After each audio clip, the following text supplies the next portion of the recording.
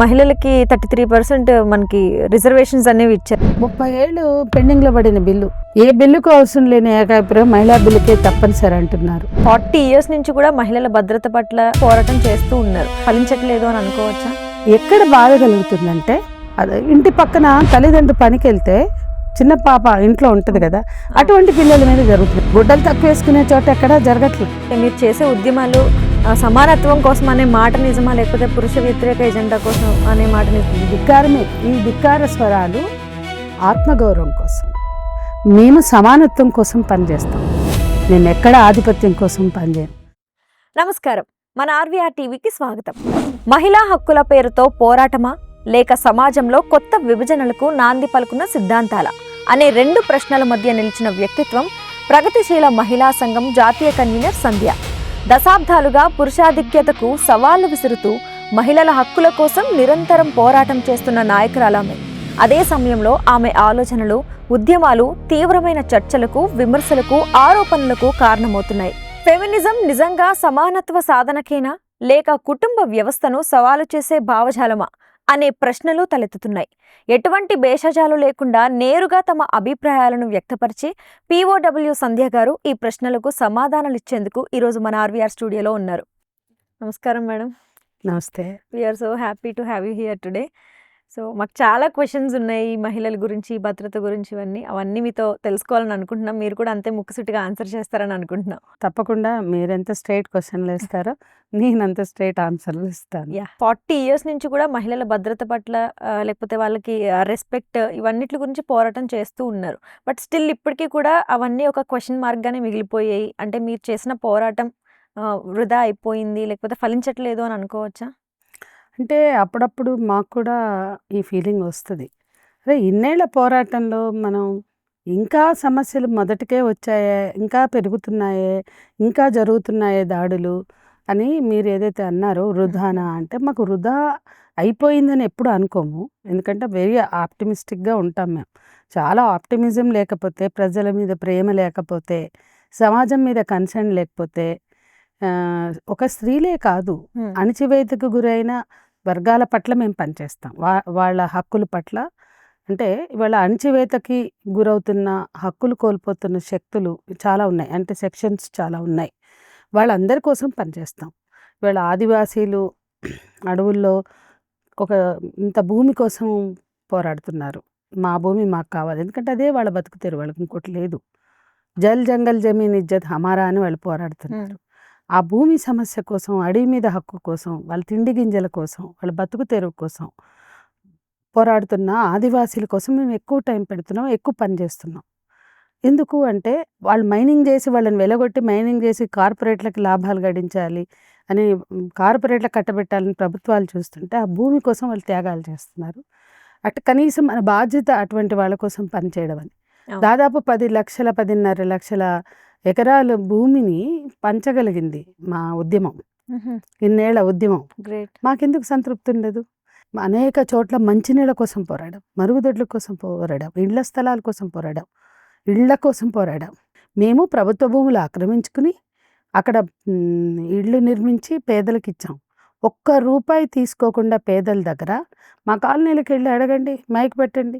POW వాళ్ళు లేదా ఈ సంఘాల వాళ్ళు, ఈ పార్టీల వాళ్ళు ఇళ్ళు వేశారు కదా, ₹1 అయినా మీ దగ్గర తీసుకున్నారా? ఎక్కడ? మా సొంత ఛార్జీలు పెట్టుకుని వెళ్ళాం. మేము ఎక్కడ ఇళ్ల కోసం పోరాడినా జనం దగ్గర డబ్బులు తీసుకోలేదు.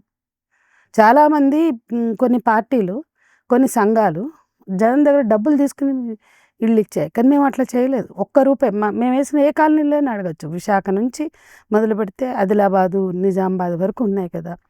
అంటే అంత నిజాయితీగా పేదవాళ్ళ ఇళ్ల కోసం, అంటే సొంత ఇంటి కళ అనేది ఎవరికైనా ఉంటుంది. కాబట్టి మహిళా సంఘం అంటే ఏదో మగాళ్ళకి వ్యతిరేకం అనే ఆలోచన ఉంటుంది. అది కాదు. పునాది వర్గాల స్త్రీల సమస్యల మీద మేము పనిచేస్తాం కాబట్టి మాకు సంతృప్తి ఉంది. అయితే స్త్రీల మీద దాడులు పెరిగినప్పుడు, అత్యాచారాలు జరిగినప్పుడు మీరు ఏదైతే అన్నారో, అరే ఇంతకాలం పనిచేసాం, ఇంకా ఎందుకు సెన్సిటివిటీ లేదు అంటే, ఆమె అంగీకారం లేకుండా ఆమె ఒంటి మీద చెయ్యి వేయొద్దు అన్న స్పృహని కల్పించాలని ప్రభుత్వాలను ఎప్పటి నుంచో కోరుతూ పోరాడుతున్నాం. ఆ స్పృహ కల్పించడంలో ప్రభుత్వాలు విఫలమయ్యాయి, మేం కాదు. మేము హక్కుల స్పృహని కలిగి ఆ హక్కులని ప్రభుత్వాలు అమలు చేయాలని కోరేవాళ్ళమే. అక్కడ మేము సక్సెస్ అయ్యాం. మా మా స్త్రీ పురుష సమానత్వమే మా లక్ష్యం. స్త్రీల ఆధిపత్యం కాదు మా లక్ష్యం. కాబట్టి స్త్రీ పురుష సమానత్వం ఉండాలంటే స్త్రీలపై హింస ఉండొద్దు. ఆ హింస తొలగడం కోసం లైంగిక వేధింపుల చట్టం పోరాడి సాధించాం. కుటుంబ హింస నుండి రక్షణ కల్పించే చట్టం పోరాడి సాధించాం. కాబట్టి సంతృప్తి సాధించిన హక్కుల పట్ల, కల్పించిన హక్కుల చైతన్యం పట్ల ఎంతోమంది స్త్రీలు లక్షల్లో ఉన్నారు. మేము కల్పించిన స్పృహ వలన, ఆ చైతన్యం వలన ఆత్మన్యూనతకి గురి కాకుండా, ఆత్మస్థైర్యం కోల్పోకుండా బతికి బట్టకట్టారు. భర్తలు వదిలేసిన, హింసకి లోనైన ధైర్యంగా పిల్లల్ని పెంచుకున్నారు. అది మాకు సంతృప్తికరమే. ఎక్కడ బాధ కలుగుతుందంటే చిన్న పిల్లల మీద అత్యాచారాలు జరుగుతాయి. వాళ్ళు ఏం చూపించారని, ఆమె చీర కట్టుకోలేదు అత్యాచారాలు జరిగినాయి, ఆమె ఈ గుడ్డలు వేసుకుంది అత్యాచారాలు. అరే గుడ్డల పబ్బుల్లో జరుగుతున్నాయి, అత్యాచారాలు జరగట్లా. గుడ్డలు తక్కువ వేసుకునే చోట ఎక్కడా జరగట్లా. గ్రామాల్లో జరుగుతున్నాయి, పట్టణాల్లో జరుగుతున్నాయి, పనికి వెళ్ళే వాళ్ళు ఇంటికి వస్తుంటే జరుగుతున్నాయి, బస్ స్టాండుల్లో నిలబడిన వాళ్ళకి జరుగుతున్నాయి, ఆటోల్లో వెళ్ళే వాళ్ళకి జరుగుతున్నాయి, అంటే అనేక ప్లేసుల్లో జరుగుతున్నాయి. కాబట్టి అది ఇంటి పక్కన తల్లిదండ్రులు పనికి వెళ్తే చిన్న పాప ఇంట్లో ఉంటుంది కదా, అటువంటి పిల్లల మీద జరుగుతున్నాయి. ఎన్నో చేసాం, గత సంవత్సరమే 8 చేసాం అటువంటి. కాబట్టి ఈ పిల్లలు ఏం చూపిస్తే జరిగినాయి? చిన్న చిన్న పిల్లల మీద దాడులు చేస్తుంటే అప్పుడు బాధ కలుగుతుంది. ఎక్కడ స్పృహ కల్పించడంలో ఎక్కడ ఫెయిల్ అది మా వైఫల్యం కానే కాదు, ప్రభుత్వాల వైఫల్యం. అంటే 2 చుక్కల పోలియో డ్రాప్స్ వేస్తే పోలియో రాదు అని ఎరాడికేట్ చేయగలిగిన ప్రభుత్వాలు, ఆ స్పృహ తండాల్లో, గూడాల్లో, గ్రామాల్లో ఆ స్పృహ కలిగించిన ప్రభుత్వాలు ఆమె అంగీకారం లేకుండా ఆమె ఒంటి మీద చెయ్యి వేయొద్దని చెప్పడం ఎందుకు చేత కాలేదు? చేయాల్సిన బాధ్యత ప్రభుత్వాలది కాదా? అట్లాగే 18 ఏళ్ల లోపల అమ్మాయిలు అయితే ఆమె అంగీకారంతో పనే లేదు, నువ్వు చెయ్యే వేయొద్దు. ఈ ఒక్క స్పృహ కల్పించిన అత్యాచారాలు జరుగుతాయా? ఈ స్వభావం ఏదైతే ఉందో, మేము మా ఫైట్ అంతా పితృస్వామిక స్వభావం మీద. పితృస్వామిక స్వభావం ఆడవాళ్ళలో కూడా ఉంటుంది, మగవాళ్ళలోనే ఉండదు. కాబట్టి పితృస్వామిక స్వభావం అంటే మనుషులందరూ సమానమే అని మేము నమ్ముతాం. భారత రాజ్యాంగం కూడా అదే చెప్పింది. కుల, మత, జాతి, లింగ వివక్షలను రద్దు చేసింది భారత రాజ్యాంగం. మేము కూడా అదే నమ్మి పనిచేస్తున్నాం. మాకు వద్దు వివక్షలు వద్దు, అసమానతలు వద్దు, ఆధిపత్యాలు కూడా వద్దు. అన్ని ఆధిపత్యాలు రద్దు కావాలని మేము కోరుతున్నాం. ఆధిపత్యం అంటే కుటుంబంలో ఆడవాళ్ళ మీద ఆధిపత్యం వద్దు, మగవాళ్ళ మీద ఆధిపత్యం వద్దు. మీరు చేసే ఉద్యమాలు సమానత్వం కోసం అనే మాట నిజమా, లేకపోతే పురుష వ్యతిరేక ఎజెండా కోసం అనే మాట నిజమా? అంటే సమానత్వం అడిగితే అది పురుష వ్యతిరేకతగా కనిపిస్తుంది అంతే. వాళ్ళ కుటుంబాల్లో కావచ్చు, ఉద్యోగాల్లో కావచ్చు, ఎవరైనా ఈక్వాలిటీని అడిగినా, సెల్ఫ్ రెస్పెక్ట్ అడిగినా అది పొగరుబోతనంగా కనిపిస్తుంది, అహంకారంగా కనిపిస్తుంది, ధిక్కారంలాగా కనిపిస్తుంది. ఈ ధిక్కారం దేనికోసం? ఇది ధిక్కారమే. ఈ ధిక్కార స్వరాలు ఆత్మగౌరవం కోసం. మేము సమానత్వం కోసం పనిచేస్తాం. మేము ఎక్కడ ఆధిపత్యం కోసం పనిచేయం. అన్ని రకాల ఆధిపత్యాలు రద్దు అవ్వాలని కోరుకునే వాళ్ళం మేము. కుల ఆధిపత్యం, మత ఆధిపత్యం, జాతి ఆధిపత్యం, లింగ ఆధిపత్యం అంటే జెండర్ ఆధిపత్యం, ఇవి రద్దు కావాలని కోరుకునే వాళ్ళం. మేము ఇట్లా ఆధిపత్యాలు ఇప్పుడు అట్లా అయితే మా కుటుంబాల్లో మేము చేయలేదే. నా నా నా నా సహచరుడితో నా స్నేహం 44 ఏళ్ళు, అందులో 33 ఏళ్ళు మాది వివాహం. 2 years అయింది నా సహచరుడిని నేను కోల్పోయి. 44 ఏళ్ళ జీవితంలో మేము స్నేహంగానే ఉన్నామే. ఆయన మీద నేను పెత్తనం చేయలేదు, నా మీద అతను చేయలేదు. పెత్తనాలు లేని చోట కుటుంబం ఎంత బాగుంటుంది. పెత్తనాలు లేని చోట కుటుంబాల్లో శాంతి ఉంటుంది. ఆ శాంతి ఎట్లా ఉంటుందో మేము చూపించాం. ఇవాళ మా ఇన్లాస్తో మాకు మంచి రిలేషన్స్ ఉన్నాయి. మా ఆర్గనైజేషన్లో ఉన్న అందరికీ కూడా ఉన్నాయి, నాకే కాదు.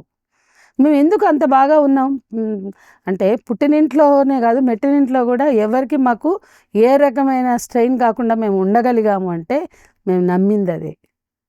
పెత్తనాలు లేని కుటుంబాలు ఉండాలి. స్త్రీ పురుష సమానత్వం అంటే అర్థం అదే. కాబట్టి సమాజంలో సమానత్వం కోసం ఇప్పుడు ఇంత వచ్చినా 13-14% పార్లమెంట్లో దాటట్లేదు ప్రాతినిధ్యం. బస్సు దిగి ఇంటికి వెళ్ళే వాళ్ళకి గ్యారంటీ లేదు. రోడ్డు మీద అత్యాచారాలు ఎందుకు జరుగుతున్నాయి, కిడ్నాప్లు ఎందుకు జరుగుతున్నాయి? సమానత్వం ఉంటే అవన్నీ ఎందుకు జరుగుతాయి? సమానత్వ స్పృహ అంటే మగవాళ్ళతో కొట్లాడడం కాదు, మా మీద దాడులొద్దు, మా మీద హింస వద్దు, మా మీద కబ్జా వద్దు, మా బుర్రల మీద కబ్జా వద్దు, మా శరీరాల మీద కబ్జా వద్దు అంటున్నాం. అదొక్కటి అర్థమైతే అసలు ఏం కోరుతున్నామో తెలుస్తుంది. అయితే అదే సమయంలో కొంతమంది ఎలా తీసుకుంటారంటే ఇవన్నీ కూడా ఆడవాళ్ళకు వచ్చే ప్రివిలేజెస్, ఇవి పెత్తనాలు చేయడానికి పనికొచ్చే అంశాలుగా చూస్తారు. ఇదంతా చెప్పారు కాబట్టి అడగబుద్ధి అవుతుంది. అంటే వరకట్నం కేసుల్లో ఆడవాళ్ళు ఈ చట్టాలను కూడా మిస్యూజ్ చేస్తున్నారనే ఎగ్జాంపుల్స్ మనం చాలా వరకు చూసాం. దాని మీద మీ ఒపీనియన్ ఏంటి అని? అదే నేను అన్నది, మాదక ద్రవ్యాలు, వ్యభిచార నిరోధకం అనేక చట్టాలు మిస్యూజ్ అవుతున్నాయి 100%. నేను అడుగుతున్నా, వరకట్న వేధింపుల చట్టం ఫెయిల్యూర్ అని అంటున్నారు కదా, దాని ముందు 1961లో డౌరీ ప్రొహిబిషన్ యాక్ట్ వచ్చింది. అది ఎందుకు చర్చించట్లా? అసలు ఒక్క చర్చ కూడా ఎందుకు లేదు? అరే 1961లో వచ్చింది వరకట్న నిషేధ చట్టం, అది 100% ఫెయిల్యూర్ అని ఎందుకు మనం మాట్లాడట్లా? ఇవాళ దిక్కులేక ఆడపిల్లలు దొరక్క కొంతమంది కట్నాలు లేకుండా చేసుకుంటున్నారు. ఇవాళ వరకట్న వేధింపుల నిరోధక చట్టం 498 మిస్యూజ్ అంటున్నారు. ఓకే, కాసేపు అనుకుందాం. దానికి బాధ్యులు ఎవరు? పోలీసులు, లాయర్లు. ఆ స్త్రీలను ఎందుకు మనం బాధ్యులను చేస్తున్నాం? అంటే ఈ ఆడవాళ్లే దురాశతో చేస్తున్నారా? ఈ ఆడవాళ్లే మంచిగా ఉండే సంసారంలో మొగుడి మీద కేసులు పెడుతున్నారా? మంచిగా ఉండే సంసారంలో వాళ్ళు మొక్కలు చేసుకుని మొగుడిని జైలుకి పంపినాక ఆమె సంసారం చేస్తుందా? ఆయన చేస్తాడా? అంటే కుటుంబం ముక్కలైపోవడమేగా. మేము ఈ దేశంలో మొదటిసారి మహిళా సంఘాలుగా మేము 498లో పరిష్కారం దొరకట్లా, జైళ్ళకు పోయి వచ్చిన మొగుళ్ళు కాపురాలు చెయ్యరు కాబట్టి 498 అరెస్టు జైలు అంటుంది, కాబట్టి అది కాదు, సివిల్ రెమెడీ కావాలి అని డొమెస్టిక్ వైలెన్స్ యాక్ట్ 20 ఏళ్ళు కొట్లాడి తెచ్చుకున్నాం.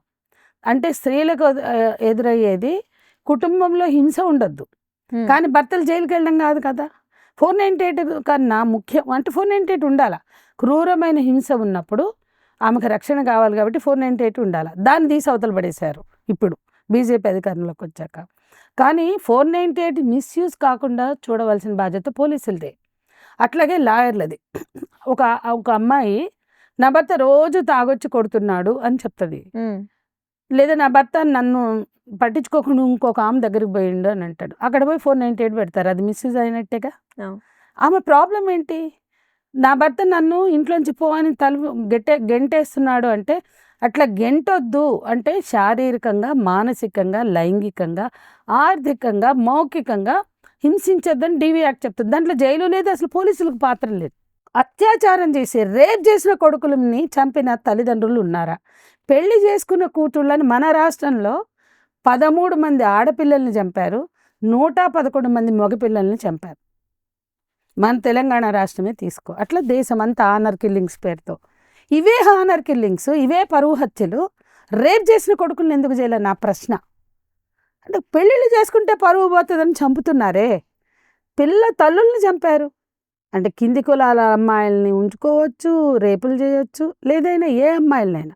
అక్కడ కులము అభ్యంతరకరం కాదు, పోయి వాళ్ళతో సంబంధాలు పెట్టుకుంటే అక్కడ కులం అనేది అభ్యంతరం కాదు. అక్రమ సంబంధానికి కులం అడ్డం రాదు, పెళ్ళికి మాత్రం కులం అడ్డం వస్తుంది. పరువుకి రేపులు చేసిన కొడుకుల్ని ఆడకాళ్ళు పెట్టుకుని ఆస్తులు అమ్ముకుని కాళ్ళ ఏళ్ళబడి లాయర్ల చుట్టూ తిరిగి రాజకీయ నాయకుల చుట్టూ తిరిగి కేసులు కొట్టేయించుకోవడానికి తాపత్రయపడే తల్లిదండ్రులు పరువు ఎందుకు పోయింది అనుకోరు? అరే పరువు పోయింది నా కొడుకు గ్యాంగ్ రేపుల్లో ఉన్న, నేను తీస్తా లెక్కలు, మీరు చూడండి, మీరు పోయి స్టడీ చేయండి. ఏ గ్యాంగ్ రేపులు చేసిన కొడుకుల్ని తల్లిదండ్రులు శిక్షించారు. ఇవన్నీ కూడా వివక్ష అంటే ఇవే, కానీ మనం ఇవి గుర్తించం. అంత ఆడవాళ్ళు మిస్యూజ్ చేసుకుంటారు. మిస్యూజ్ కారణం కుటుంబం, మిస్యూజ్ కారణం వ్యవస్థ మిస్యూజ్ వ్యక్తులు మిస్యూజ్ చేసుకోవడానికో, వ్యవస్థ మిస్యూజ్ చేస్తే చూస్తూ ఊరుకోవడానికో చట్టాలు తేలేదు. మేము పోరాడి సాధించిన చట్టాలు రక్షణగా ఉంటాయని. అదే సమయంలో ఆడవాళ్ళు కూడా మొత్తం దేశంలో సమస్యలున్న ఆడవాళ్ళ రక్షణ కోసం తెచ్చిన చట్టాలని తమ స్వార్థం కోసం వాడుకునే ఆడవాళ్ళు ఉన్నారు. అది తప్పు, వాళ్ళకి తప్పని చెప్పాలి. నా దగ్గరికి వస్తే చెప్తా, మా దగ్గరికి వస్తే స్వార్థంతో వేరుపడడం కోసమో తప్పుడు కేసులు పెడతామని వస్తే చెడామాడ తిట్టి పంపిస్తాం. మరి అట్లా అందరూ ఉన్నారా?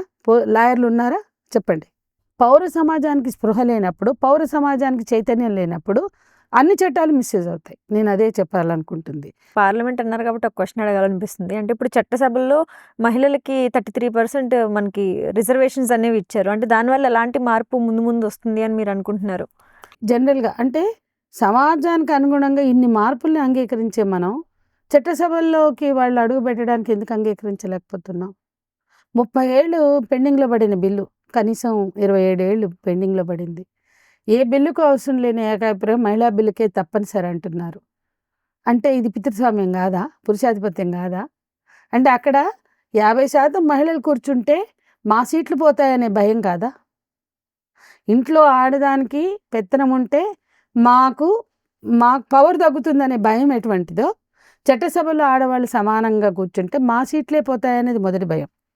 రెండోది, రాజకీయ అధికారం ఆడవాళ్ళు ఎందుకు చేయాలి? అది మగవాళ్ళు చేయాలి. ఇంట్లో పవరు మగవాళ్ళకి ఆడవాళ్ళకి ఎందుకు ఉండాలి? మగవాళ్ళకు ఉండాలి. పార్లమెంట్లో చట్టసభల్లో పవర్ ఆడవాళ్ళకి ఎందుకు ఉండాలి? మగవాళ్ళకు ఉండాలి అని అంటున్నారు కాబట్టి రిజర్వేషన్స్ అనే అంశం వచ్చింది. లేకపోతే రిజర్వేషన్స్ మనకెందుకు అవసరమా? ఇద్దరూ సమానం అన్నప్పుడు రిజర్వేషన్స్ ఎందుకు అడగాలి? ఈ ప్రశ్న కూడా మాకు తరచుగా వస్తుంది. మీరు అంతా సమానత్వం అంటారు, మరి రిజర్వేషన్స్ ఎందుకు అడుగుతున్నారు అంటారు. ఎందుకు అడుగుతున్నా అంటే సమానత్వం వచ్చే వరకు. మీరు సమానత్వం ఇస్తే రిజర్వేషన్స్తో పని లేదు. అవును, నిజం, అంతే కదా. కరెక్ట్. అందుకని రిజర్వేషన్స్ మనం అడిగేది వాళ్ళు ముందు చట్టసభల్లో కూర్చోండి. సంధ్య గారు, అయితే ఉద్యమాలు మీ వ్యక్తిగత జీవితంపై ఎలాంటి ప్రభావం చూపించింది? అంటే ఇన్నేళ్లలో మీరు కోల్పోయింది ఏంటి, సాధించింది ఏంటి అంటే మీరేం చెప్తారు దానికి? మా వ్యక్తిగత జీవితంలో ఒడిదుడుకులు, సమస్యలు చాలా ఉన్నాయి. భార్యాభర్తల మధ్య అవగాహన ఉండడం వలన చిన్న చిన్న సమస్యలే తప్ప పెద్ద గ్యాప్స్ లేవు. కానీ సమాజాన్ని, కుటుంబాన్ని మేనేజ్ చేసుకునే కాడ చాలా స్ట్రగుల్ అయితే ఉంటుంది. ఎందుకంటే నా భర్త కూడా ఈ సమాజం నుంచి వచ్చినోడే. స్త్రీకి స్వతంత్రం ఉంటుందని గుర్తిస్తాడు, మనిషిని గౌరవించాలనే అవగాహనతో ఉంటాడు. కానీ వంట అయితే చేయడు, నేర్చుకోలేదు. సరే, దానికోసమే కొట్లాడక్కర్లేదని నేను అనుకున్నా. కాబట్టి కుటుంబ బాధ్యత అంతా నేనే మోసా. ఆయనంతా సంపాదించడం వరకు, డబ్బులు ఇవ్వడం వరకే. నా ఖర్చులన్నీ తనే భరించాడు. ఇంట్లో కూడా తనే చూసుకున్న డబ్బులు ఆర్థికంగా.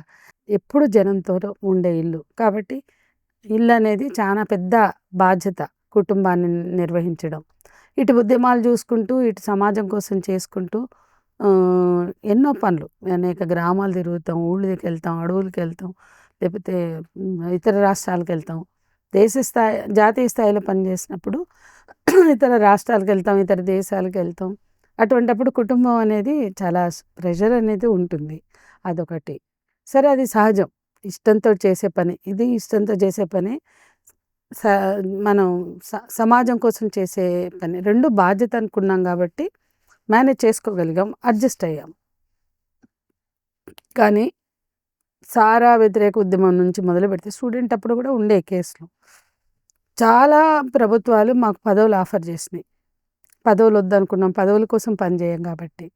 మహిళా కమిషన్లు అన్నారు, రాజ్యసభ అన్నారు, ఎన్నో అన్నారు. అంటే మీరు పాలిటిక్స్లోకి వెళ్ళాలని అనుకోలేదు? పాలిటిక్స్ అంటే పొలిటికల్ ఐడియాలజీతోటే మేము పనిచేస్తాం, కమ్యూనిస్ట్ ఐడియాలజీతో. అయితే రాజ్యసభలు ఇస్తామన్నారు, మహిళా కమిషన్ చైర్పర్సన్ తీసుకోమన్నారు, పదవులు లేదా ఎమ్మెల్యేగా పోటీ చేయమన్నారు, మేము మద్దతు ఇస్తామన్నారు, టికెట్లు ఇస్తామన్నారు. కానీ అన్ని ప్రభుత్వాలు పదవులు ఆఫర్ చేసినాయి, పద్మశ్రీ ఆఫర్ చేశారు, సన్మానాలు ఆఫర్ చేశారు, అవార్డులు ఆఫర్ చేశారు. నా జీవితంలో నేను ఒకటే అనుకున్నా, నేను ఒక ఐడియాలజీతో నాకు నచ్చి పనిచేస్తున్నా, నేను ఒక నిబద్ధతతో, కన్విక్షన్తో పనిచేస్తున్నా. ఈ మార్పు, సమాజ మార్పు రావాలి, వ్యవస్థలో మార్పు రావాలి. అవినీతితో కూడిన వ్యవస్థ ఉండొద్దు, దోపిడీ వ్యవస్థ ఉండొద్దు, అందరికీ న్యాయం జరగాలి, మానవ హక్కులు ఉండాలి, మనుషులకి మానవీయ విలువలు ఉండాలి, మానవీయ బంధాలు ఉండాలి, స్త్రీలపైన ఆధిపత్యం సాగకూడదు, కుల మత జాతి లింగ వివక్షలు రద్దు కావాలి. ఇవి మేము నమ్మి పనిచేస్తున్నాం. హింస లేని కుటుంబాలు కావాలి, ఈక్వాలిటీతో కూడుకున్న కుటుంబాలు కావాలి. మగవాళ్ళ పెత్తనం వద్దంటున్నామంటే ఆడవాళ్ళ పెత్తనం కావాలని మేము అనం. కాబట్టి ఈ విలువలతో పనిచేస్తున్న మేము ఆ విలువల కోసమే పనిచేసాం. కానీ ఈ అవార్డులు మాకేం పని, ఈ సన్మానాలతో మాకేం పని, ఈ సత్కారాలతో మాకేం పని, ఈ పదవులతో మాకేం పని అనుకున్నాం. కానీ ఎప్పుడైతే అవి తిరస్కరించామో, ప్రశ్నించడం మానలేదో, ఉద్యమాల్లో కొనసాగుతున్నామో అందరూ కేసులు పెట్టారు. వీళ్ళు పెట్టలేదు, వాళ్ళు పెట్టారని ఏం లేదు, అందరూ పెట్టారు. జీవితం అంతా కేసులే. 9 వామపక్ష పార్టీలు పిలుపునిచ్చాయి. ప్రపంచ బ్యాంకు విధానాలతో మన ఆర్థిక పేద ప్రజల ఆర్థిక ప్రయోజనాలు దెబ్బతింటాయి. కాబట్టి ప్రపంచ బ్యాంక్ అధ్యక్షుడిని నేరుగా ఒక రాష్ట్రం పిలిచింది. అని ప్రొటెస్ట్‌కి పిలిపిస్తే అందులో ఒక పార్టీ 9 పార్టీలు ఇస్తే అందులో ఒక పార్టీకి చెందిన మహిళా సంఘానికి బాధ్యురాలు నేను. కానీ నా మీద ఏవని పెట్టారు. 2 ఎంపీలు ఉన్నారు, రాజ్యసభ సభ్యులు మధు గారు, రాజేష్ పాషా గారు, రాఘవుల్ గారు, సుధాకర్ రెడ్డి గారు, సురవరం సుధాకర్ రెడ్డి గారు ఉన్నారు. వీళ్ళందరూ తర్వాత పెద్ద పెద్ద మా పార్టీ వేములపల్లి వెంకట్రామయ్య ఉన్నారు. కానీ నేను ఏ1 మొత్తం ఛార్జ్ షీట్ నా మీద ఫైల్ అవుతుంది. మిగతా వాళ్ళంతా సంధ్య అండ్ అదర్స్. అంటే రాజ్యం చూసారా ఎంత అంటే ఈ దేశంలో స్త్రీల పట్ల ఎంత వివక్ష అసమానత ఉందంటే ఎంతోమంది పోరాడుతున్నారు. 9 వామపక్ష పార్టీల్లో నేను పార్టీ నాయకురాలిని కాదే. పార్టీలు కూర్చొని పిలుపునిచ్చినాయి. ఆ పార్టీల నేతలను ఎవరినో పెట్టుకోవాలి. కానీ నన్ను ఏమని పెట్టడం ఏంటి అంటే ఒక మహిళా సంఘం నాయకురాలు ఇన్ని పార్టీలు నడుపుతుందా అని కనీసమైన స్పృహ లేకుండా, కనీసమైన జ్ఞానం లేకుండా 9 వామపక్ష పార్టీల నేతలు పిలుపులు ఇస్తే ఒక మహిళా సంఘం నేతని ఏ1గా పెట్టి 5 సంవత్సరాలు నడిచింది ఆ కేసు. ఎవరు? ప్రపంచ బ్యాంక్ అధ్యక్షుడిని మేము ఏదో చేయబోయాం, దాడి చేయబోయాం, హత్యా ప్రయత్నం. బషీర్బాగ్ కాల్పులు జరిగినాయి. ఆ రోజు కూడా పోలీసులు చేతుల్లో నేనేదో తుపాకి లాక్కోపోతే ఆత్మరక్షణ అని దాంట్లో నన్ను ఇరికిచ్చి రాసి అందరినీ పెట్టారు, నన్ను కూడా పెట్టారు. Attempt murder. వాళ్ళు ముగ్గురిని బషీర్బాగ్లో చంపి ఇట్లా చెప్పుకుంటూ పోతే ఎన్ని కేసులు అటెంప్ట్ మర్డర్లు పెట్టారు. ఒక్కటన్నా ఒక్క కేసులో కూడా జడ్జి ఏమో చేసిందని నమ్మలే. చట్టాలు చాలా సీరియస్గా పెట్టారు కాబట్టి 14 రోజులు రిమాండ్ అని రాశారు. కానీ ఒక జడ్జి అన్నారు, ఈ మేడంని జైలుకి పంపిస్తే మా ఇంట్లో మా ఆవిడ అన్నం పెట్టదని ఒక ఆయన అన్నారు. ఒక జడ్జి ఆ దేవుడు నన్ను క్షమించాడు, నాకు తెలిసింది పోలీసులు పెట్టింది అని. కాబట్టి 14 రోజులు రిమాండ్ అని తెల్లారే మాకు బెయిల్స్ ఇచ్చినవి ఉన్నాయి, నేను కాదనట్లా. ఏ వ్యవస్థ మా మీద, ఏ రాజకీయ వ్యవస్థ మా మీద దాడి చేస్తూ కేసులు పెట్టిందో అదే న్యాయ వ్యవస్థ ఒకప్పుడు మమ్మల్ని కాపాడింది. కానీ ఈరోజు పరిస్థితులు మారుతున్నాయి. రాజకీయ నాయకులు లొంగిపోయే న్యాయ వ్యవస్థలు ఏర్పడ్డాయి. అయితే ఇవాళ ఎలా ఉంటుందో తెలియదు. ఇప్పుడు ఊపా కూడా ఉంది నా మీద.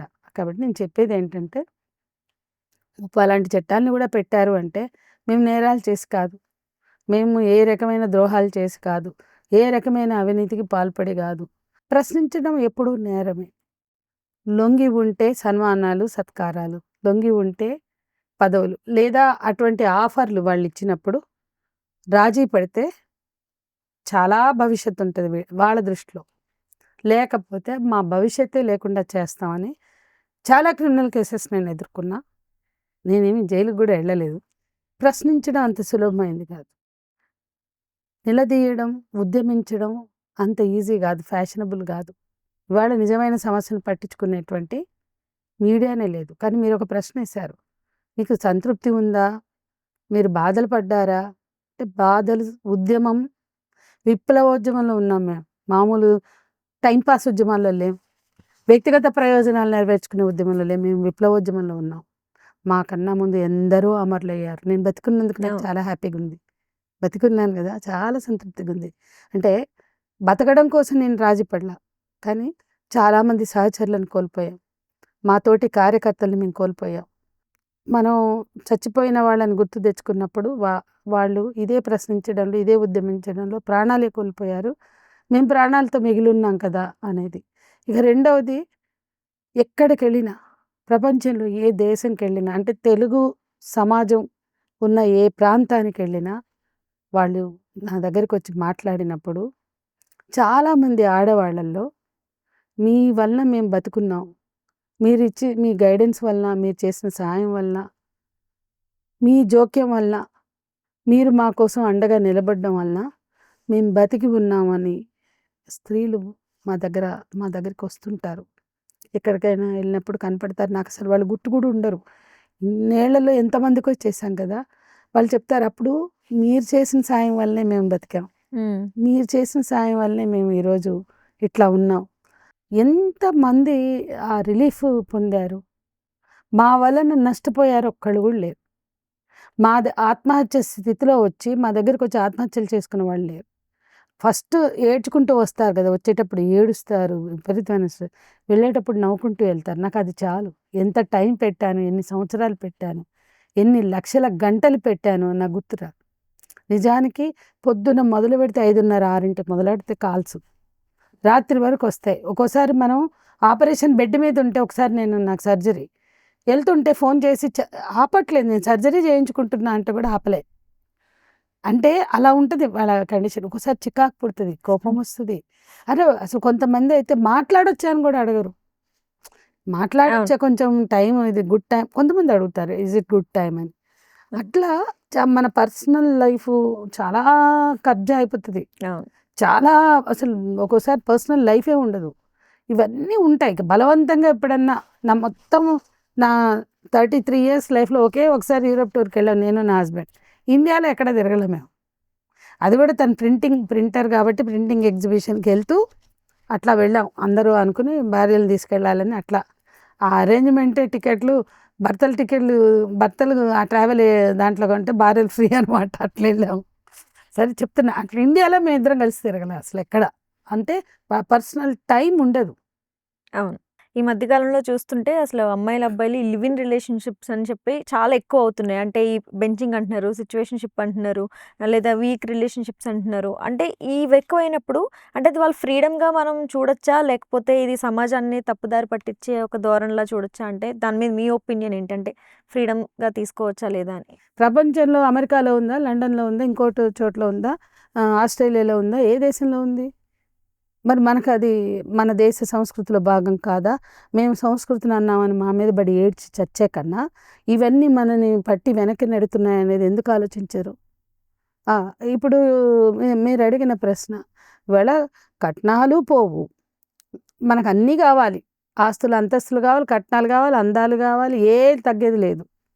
మరి అన్నీ కావాలంటే 30 ఏళ్ళు 35 ఏళ్ళ వరకు ఆగాలి. లేదా అట్లా కూడా ఇప్పుడు దొరకట్లేదు.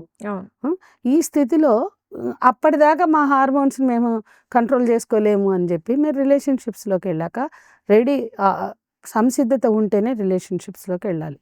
మంచి అయినా చెడైనా దానికి బాధ్యత వహించవలసింది వాళ్ళే. అప్పుడు వచ్చి మేము కేసులు పెడతాం. మమ్మల్ని అరే ఇష్టంతో కలిసి ఉండి ఆ తర్వాత రేపులు చేశారని కేసులు పెడతాం అంటారు. అక్కడ ఏమొస్తుంది? మిస్యూజ్, చట్టాన్ని మిస్యూజ్ చేస్తున్నారు అంటున్నారు. అంటే ఒక సామాజిక భద్రత లేని చోట ఇవన్నీ కన్ఫ్యూజన్స్, ఇవన్నీ గందరగోళాలు. అంటే నేనేమంటున్నా అంటే అక్కడ మగవాడు చీటింగ్ లేదా? ఉంది, మోసం ఉంది. అమ్మాయిలు అడుగుతున్నారు మమ్మల్ని, అమ్మ నువ్వు ఇష్టపడి ఉన్నావు కదా, ఇప్పుడు రేప్ కేసు ఎట్లా పెడతావు అని. నేను యాక్సెప్ట్ చేయను. ఇష్టంతో కలిసి ఉన్నాక రేప్ కేసు పెట్టద్దని ఖచ్చితంగా కరాఖండిగా చెప్తా. సపోర్టివ్ సిస్టమ్స్ని డెవలప్ చేయాలి. మాట్లాడితే ఆడవాళ్ళు కన్నీళ్లు గార్చారిపోయి వాళ్ళ ఇళ్ళ ముందు కూర్చుని లేదా మీడియాలో కూర్చుని అది ఇక ఫలానా బాధితురాలు మా మీడియాలో ఉంది, మా స్టూడియోలో ఉందండి అని మొదలు పెడతారు. నాకైతే చిరాకు పుట్టి నేను ఫోన్లు కూడా ఇవ్వట్లా ఈ మధ్య. అంటే ఎక్స్పోజ్ చేయాల్సినప్పుడు చేయాలి, కానీ స్త్రీల జీవితాలని మీడియాలో పెట్టి బహిరంగంగా పెట్టి అక్కడ వాళ్ళకి భద్రత ఉండదు, రక్షణ ఉండదు, దాన్ని ఎవరు ఆలోచించరు. సమాజంలో సగభాగమైన మహిళలు, ఆదివాసీలు, శ్రామికుల పక్షాన గత 4 దశాబ్దాలలో అలుపెరగని పోరాటంతో ఎన్నో విజయాలు సాధించామని POW జాతీయ కన్వీనర్ సంధ్య తమ ఇంటర్వ్యూ మొదటి భాగంలో చెప్పారు. రెండో భాగంలో ఉద్యమాలు, తన వ్యక్తిగత జీవితంపై చూపిన ప్రభావం, మహిళా రిజర్వేషన్లు వంటి విషయాలపై సంధ్య గారితో చర్చిద్దాం.